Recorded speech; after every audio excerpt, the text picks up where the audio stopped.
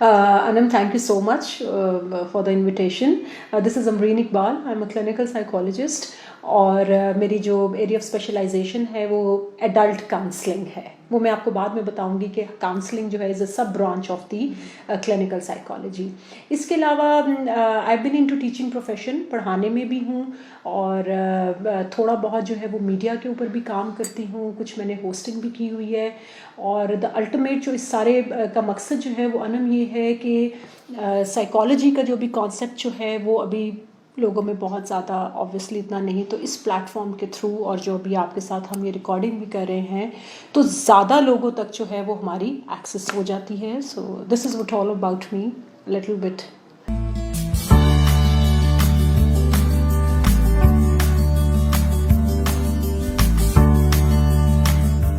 जब मैं मीडिया पे भी टीवी पे प्रोग्राम्स करती हूँ तो मैं सबसे ज़्यादा इस इशू के ऊपर बात करती हूँ कि people they don't know the difference between a psychiatrist and a psychologist. तो मैं थोड़ा सा ऑडियंस के लिए ये चीज़ ज़रूर करूँगी, बताऊँगी.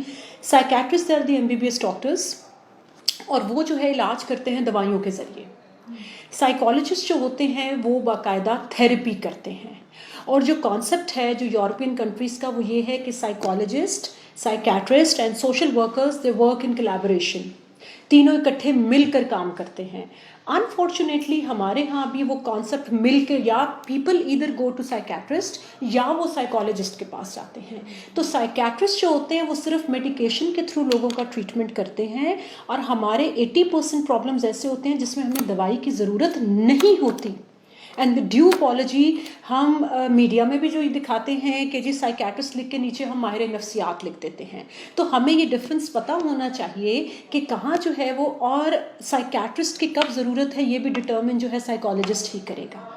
फॉर एग्जाम्पल इसको मैं आपको छोटी सी एग्जाम्पल के थ्रू इसको एक्सप्लेन करती हूँ कि मेरे पास अगर लेट्स से कोई क्लाइंट आता है और मुझे लगता है कि वो पेशेंट जो है वो एक्सट्रीम मेजर डिप्रेशन में है और वो इस काबिल भी नहीं है कि मैं उसकी काउंसलिंग कर सकूं या वो मेरी बात को समझ सके, तो वहाँ पर फिर हम शुरू में उसका डायग्नोसिस करके हम रिकमेंड करते हैं और साइकेट्रिस्ट को हम लिख देते हैं कि नीड्स द मेडिकेशन, कितनी पोटेंसी की चाहिए, कितनी डोजेज चाहिए.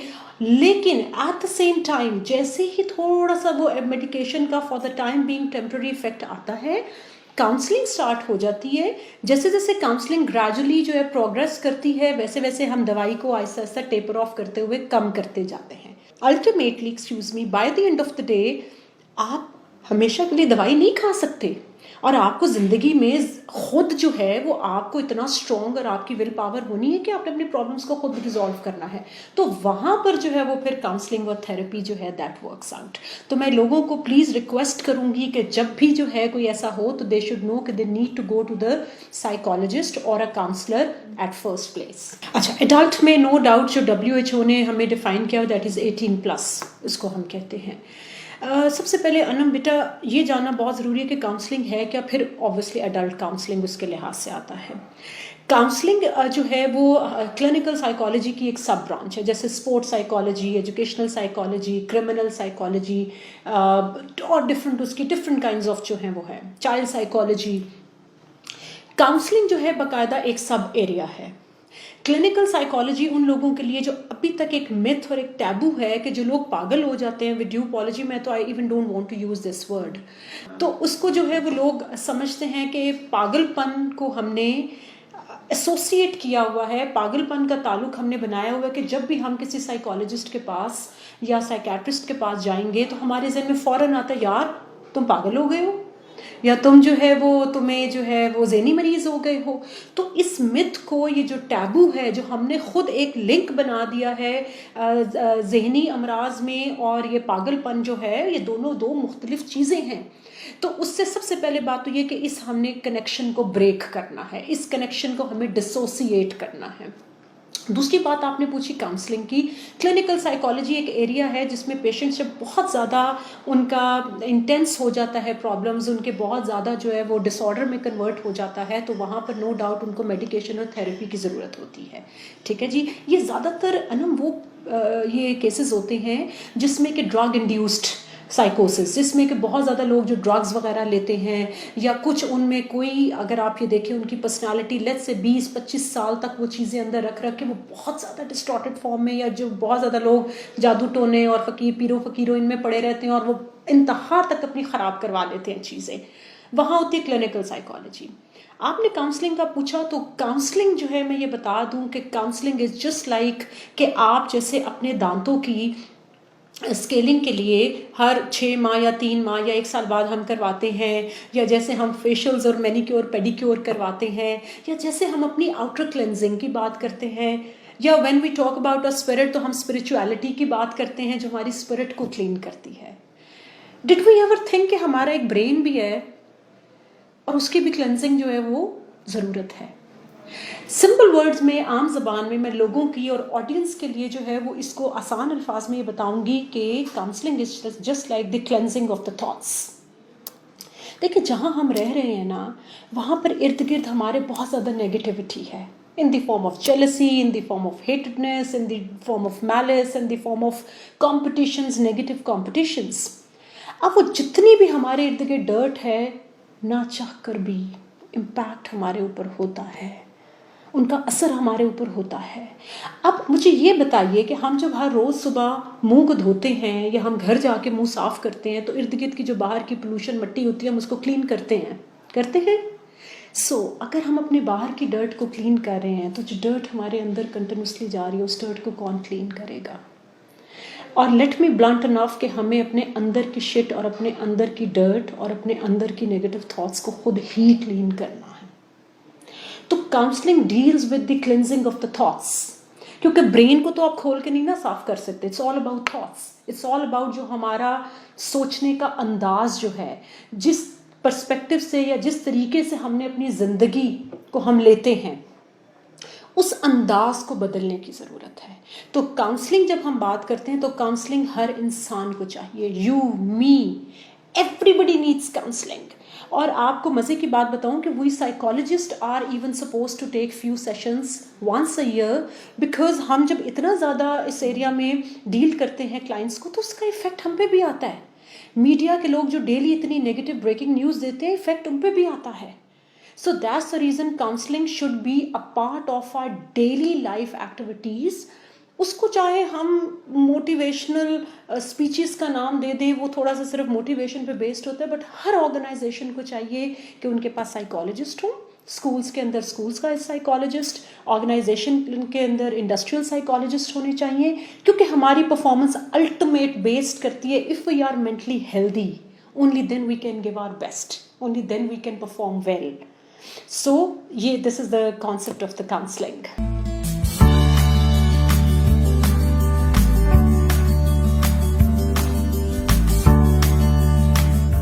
देखिए, सबसे पहली बात तो ये कि लोगों ने बहुत ज़्यादा 2 टर्म सीख ली हैं, एंजाइटी, स्ट्रेस एंड डिप्रेशन। ठीक है, अब आजकल सच्ची बात ये है कि जिनको थोड़े बहुत मूड स्विंग्स भी होते हैं तो वो ये कहते हैं यार हमें लगता है कि हम डिप्रेशन में जा रहे हैं। तो मैं उनको कहती हूँ कि डिप्रेशन का डायग्नोसिस डिफरेंट होता है।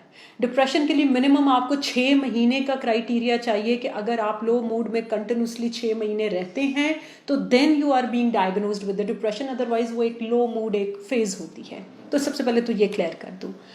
दूसरा, आपने कहा कि ये बहुत ज़्यादा जो है डिप्रेशन और एंजाइटी जो है, ये नो डाउट इसका जो रेशो है वो बहुत, इसकी प्रेवलेंस बहुत ज़्यादा होती जा रही है। अगर इसमें देखें, मैं इसको थोड़ा सा इस तरह से डिफ़ाइन करूँगी कि ग्लोबल फिगर्स जो हैं, अगर हम ओवरऑल ग्लोबल फिगर्स देखें तो नो डाउट डिप्रेशन बहुत बड़ा है। और अगर आप डेवलप्ड कंट्रीज़ में देखें, स्पेशली अमेरिका को, तो वहाँ पर सबसे ज़्यादा 56% इस टाइम डिप्रेशन है अमंग द यूथ। ये सिर्फ रिपोर्टेड फिगर्स हैं, इट्स नॉट अबाउट के जो हो सकता है इससे ज़्यादा भी हो। अगर डिप्रेशन डेवलप्ड कंट्रीज जहाँ पर हर चीज़ अवेलेबल है, जहाँ हम कहते हैं फ्रीडम ऑफ एक्सप्रेशन है, आप देखें कि वहाँ पर इस टाइम डिप्रेशन अमंग यूथ सबसे ज़्यादा है। सो वहाँ से जब मैं थोड़ा सा रिसर्च करती हूँ तो आई देन फिगर्ड इट आउट कि इसका ताल्लुक जो है वो सिर्फ एक एक्सटर्नल लग्जोरियस लाइफ से नहीं है, एक मटेरियलिस्टिक अप्रोच से या फ्रीडम ऑफ एक्सप्रेशन से नहीं है। अगर होता तो वहाँ पे डिप्रेशन कम होता। तो नो डाउट ओवरऑल डिप्रेशन बढ़ रहा है और मेरा ख्याल है हमारे यूथ में जो आपने बात की वो इसलिए बढ़ा है कि जब बहुत ज़्यादा जो जवान पढ़कर नौजवान हमारे पढ़कर जब निकलते हैं तो उनको जब बेरोज़गार रहते हैं, let's say they I have so many students who have done the MBAs in good grades, but I am sorry to say कि वो they are unable to find the jobs उनको नहीं जो है वो मिल रही हैं। फिर नंबर 2 आप देखें कि आजकल कितने लोग अपने बच्चों को जो है वो बड़े दुख की बात है कि वो उनको कत्ल कर रहे हैं क्योंकि जी उनके लिए जो है वो वसाइल की कमी है। और अबव ऑल जो मुल्क के अंदर पॉलिटिकल इंस्टेबिलिटी है, जो इकोनॉमिकल इंस्टेबिलिटी है, इस सारे में सिनेरियो के अंदर मुझे नहीं लगता कोई इंसान नॉर्मल रह सकता है।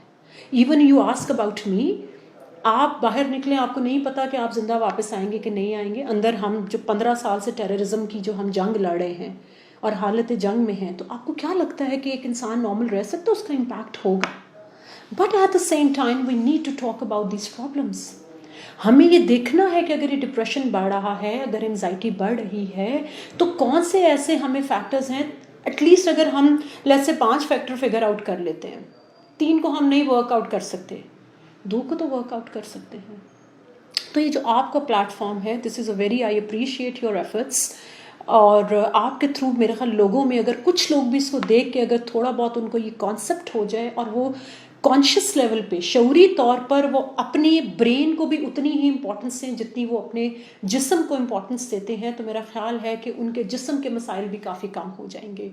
And I would like to add one more thing here that जब हमें जिस्म की बीमारी होती है, let's say we have got flu और fever, we quickly run to the doctor.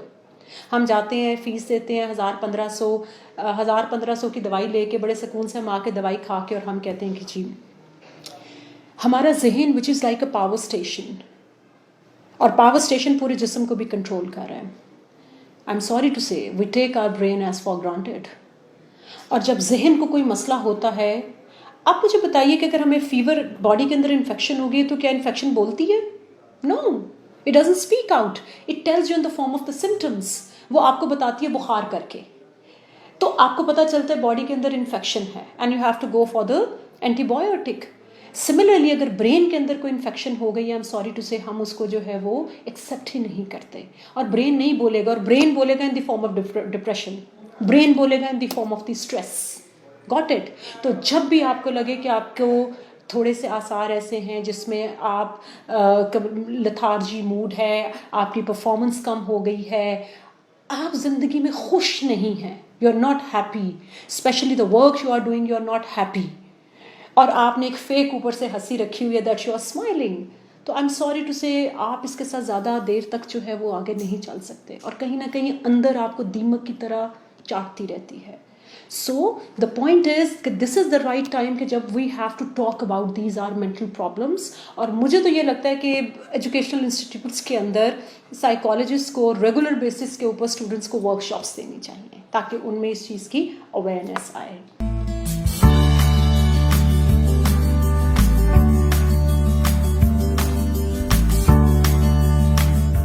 Very good point you raised कि आपने ये कहा कि इस चीज़ की अगर आप देखें तो हमारे फिजिकल प्रॉब्लम्स के भी 80% रीज़न पीछे मेंटल रीज़न है, क्योंकि जब हमारे ब्रेन को इशू होता है तो हमारे स्टमक के अल्सर्स हो जाते हैं, हमें लिवर के प्रॉब्लम्स हो जाते हैं, और हम डॉक्टर्स के लिए जितनी सीट्स रखते हैं हमारा quota system for the psychologist के लिए बहुत कम है। हार्डली अगर आप हॉस्पिटल्स में भी जाएँ, गवर्नमेंट हॉस्पिटल्स में, तो यू हार्डली फाउंड आपको साइकेट्रिस्ट तो नज़र आएंगे 5 से 6, लेकिन आपको साइकोलॉजिस्ट 1 या 2 सीटें होती हैं।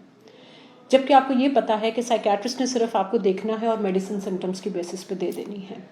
तो गवर्नमेंट को जो मैं मीडिया पे भी थोड़ी बहुत ये बात करती हूँ और इन्फोर्स करती हूँ और ये चीज़ अश्योर करना चाहती हूँ कि एक तो सीट्स जो हैं वो इनकी कोटा सिस्टम जो है वो ज़्यादा होना चाहिए।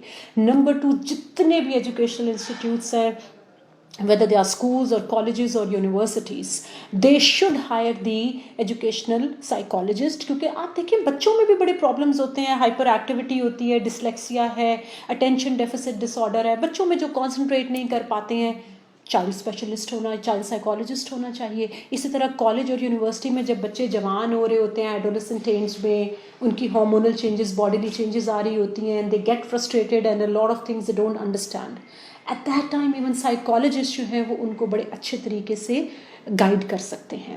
और इसी तरह फिर ऑनवर्ड्स अगर इसको हम स्टेप अहेड लें तो ऑर्गेनाइजेशंस के अंदर जो है वो फिर इंडस्ट्रियल साइकोलॉजिस्ट जो हैं वो आते हैं। और मैं ये ज़रूर ऑर्गेनाइजेशंस को कहूँगी कि HR डिपार्टमेंट के अंदर उनके साइकोलॉजिस्ट ज़रूर होने चाहिए who can find out and who can actually figure out the right person for the right job. तो ये भी एक कॉन्सेप्ट मेरा ख्याल है इंट्रोड्यूस करना चाहिए। And yes, all of us, you, me, everybody is working out to figure out कि हम किस तरीके से जो है इस एस्पेक्ट के ऊपर ज़्यादा काम कर सकते हैं। स्किल्स की जहाँ तक आपने आपका the second part of your question है स्किल्स, ये भी एक मिथ है कि जी स्किल्स इतनी डेवलप्ड जो है वो आप, क्योंकि उनको उस तरह से ब्रॉडर प्लेटफॉर्म नहीं मिल रहा। टीवी के शोज से लेकर आप देख लें, ड्रामास के अंदर हर जगह वो साइकेट्रिस्ट बताते हैं। वो एक आदमी जिसने गंदा सा कोट पहना होता है वो कहता है तुम सो रहे हो, तुम सो रहे हो, तुम सो रहे हो। और hypnosis, I am sorry to say this is no more a psychology, we don't deal, psychology is a scientific subject. और उसके लिए हम प्रॉपर डायग्नोसिस करते हैं with the history, case history हम पूरा लेकर डिटेल्ड। तो उसमें बहुत ज़्यादा ज़रूरी है कि हम स्किल्स को, यस, अब आप कह रही हैं स्किल्स डेवलप हो, कैसे हो? जब हम अपना एजुकेशनल जो होता है क्वालिफिकेशन वो कंप्लीट करके निकलते हैं, सीट्स अवेलेबल नहीं हैं, आगे इतने ज़्यादा रोज़गार के मौके नहीं हैं, people they prefer to go to the psychiatrist for the medication or they prefer to go to the बाबा जी, पीर जी, उनको जाके आप हज़ारों रुपए ये लोग दे आते हैं, सदके के बकरे दे आते हैं, सारा कुछ करता है, लेकिन वो साइकोलॉजिस्ट के पास नहीं आएंगे। तो यहाँ मैं ज़रूर बताऊंगी, being a psychologist I give at least 1 hour to one of my client। और जो आम फिजिशियन है वो 1 घंटे के अंदर 10 मरीज देख लेता है। सो यू मे से कि फिजिशियंस कितना अर्न कर रहे हैं और साइकोलॉजिस्ट कितना, that's one of the reason psychologist होते हैं वो अपना एरिया स्विच कर लेते हैं।